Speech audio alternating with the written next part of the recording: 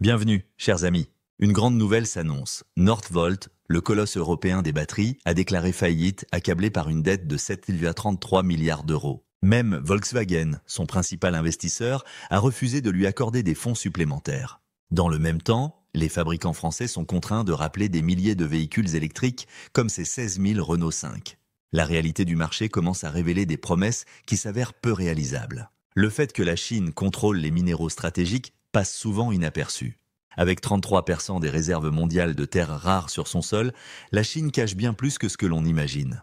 Sa stratégie dépasse largement ses frontières, prenant racine dans une réflexion géopolitique construite sur des décennies. L'influence de la Chine s'étend particulièrement en Afrique, un continent riche en ressources nécessaires pour l'industrie électrique. Depuis plus de 20 ans, la Chine déploie une stratégie d'influence sans précédent sur le continent africain. La République démocratique du Congo, avec 70% des réserves mondiales de cobalt, accorde aux entreprises chinoises un contrôle quasi total sur ce métal essentiel des batteries. Cependant, gérer les mines n'est que le premier pas vers une domination industrielle bien plus vaste.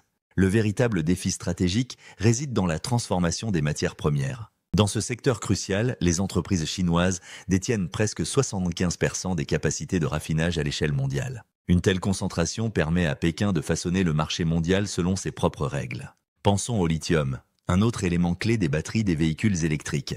Plus de 60% de son raffinage, un processus complexe et polluant, est contrôlé par des entreprises chinoises. Cette situation crée un goulet d'étranglement dans la chaîne d'approvisionnement mondiale. Même si un pays occidental extrait le lithium, il doit souvent l'envoyer en Chine pour le raffiner, instaurant une dépendance. Ce contrôle n'est pas le résultat du hasard, mais d'une stratégie bien pensée. Dès les années 70, le gouvernement chinois a anticipé la transition énergétique mondiale. Des investissements considérables dans la recherche, l'infrastructure et la formation ont permis à la Chine de développer une compétence unique dans ces secteurs. Si vous trouvez que ces vérités sont essentielles, soutenez notre quête pour une information indépendante. Abonnez-vous dès à présent et activez les notifications. Chaque nouvel abonné nous aide dans notre investigation. En 1992, Deng Xiaoping a déclaré « Le Moyen-Orient a le pétrole, la Chine a les terres rares ». Cette phrase révélait la vision à long terme des dirigeants chinois, conscients de l'importance de ces ressources bien avant l'Occident. Tandis que l'Europe et les États-Unis délocalisaient leur production, la Chine patiemment consolidait son hégémonie sur les matériaux critiques du XXIe siècle. Le résultat ? Chaque véhicule électrique fabriqué en Europe contient inévitablement des composants d'origine chinoise, de la batterie au moteur. Une dépendance technologique s'est donc installée. Les constructeurs européens se trouvent dans une situation de faiblesse sans précédent, forcés de se tourner vers des fournisseurs chinois. Les efforts européens pour établir une filière autonome se heurtent continuellement à cet obstacle.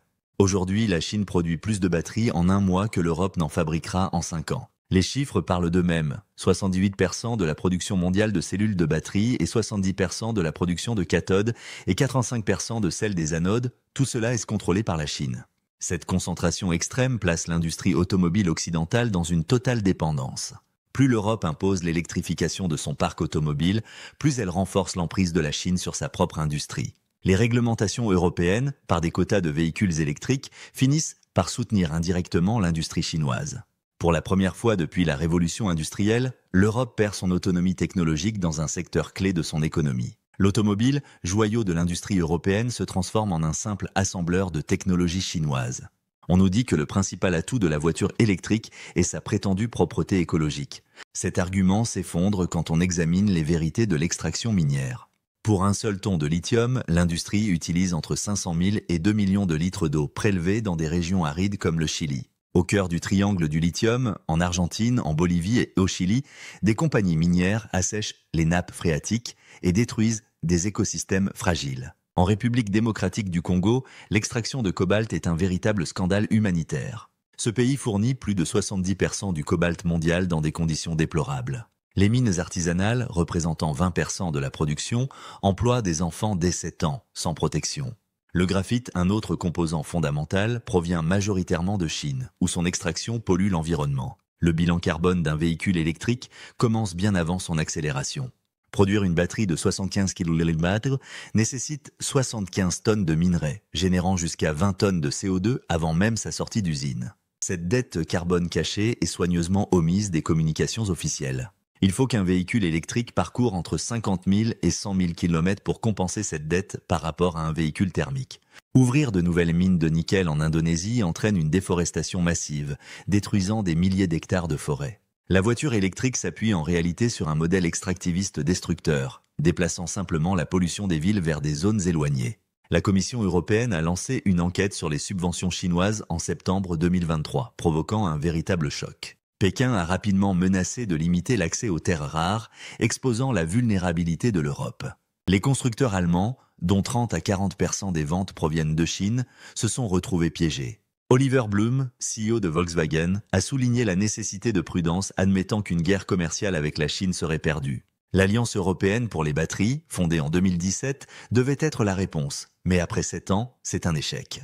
La faillite de Northvolt, malgré 5 milliards d'euros de financement, en est la démonstration. Les constructeurs européens font face à un choix déchirant. Produire en Europe à 20 à 30% plus coûteux ou confier leur production à la Chine. Stellantis a investi 1,5 milliard d'euros dans Leapmotor, une entreprise chinoise, reconnaissant son incapacité à être compétitif seul. Renault collabore avec Geely pour produire des moteurs, externalisant ainsi une compétence historique. La politique d'électrification interdisant les moteurs thermiques d'ici 2035 enferme l'Europe dans une impasse géopolitique. Le recyclage des batteries est présenté comme une panacée, mais c'est en réalité tout autre chose. Actuellement, moins de 5% des batteries sont recyclées, la plupart finissant dans des décharges spécialisées. Démonter une batterie de Tesla Model S pesant 540 kg nécessite 13 à 15 heures de travail qualifié, rendant l'opération économiquement non viable. Les coûts de recyclage dépassent de loin la valeur des matériaux récupérés. Des entreprises pionnières, comme Recyclage des batteries du Québec, ont fait faillite, et d'autres, comme l'e-Cyclé, ont vu leur valeur boursière chuter de 82%. Le concept de seconde vie pour les batteries repousse simplement le problème de quelques années. Un secret de l'industrie, le coût de remplacement des batteries varie de 10 000 à 30 000 euros. Pour une Renault Zoé, cela dépasse souvent 8 000 euros. Pour une Tesla Model S, cela peut atteindre 22 000 euros. Ces montants souvent supérieurs à la valeur résiduelle du véhicule. Les compagnies d'assurance ont réagi en augmentant les primes pour les véhicules électriques. En Allemagne, Allianz a relevé ses tarifs de 13% pour les électriques contre 4% pour les thermiques. La chute des ventes après la fin des subventions prouve l'artificialité du marché. En Allemagne, la fin des aides a engendré une baisse de 64% des immatriculations en janvier 2024. Sans le soutien des contribuables, la voiture électrique n'est pas viable. Le prix moyen d'un véhicule électrique en Europe est désormais de 65 000 euros, bien plus que les 32 000 euros d'une voiture à essence.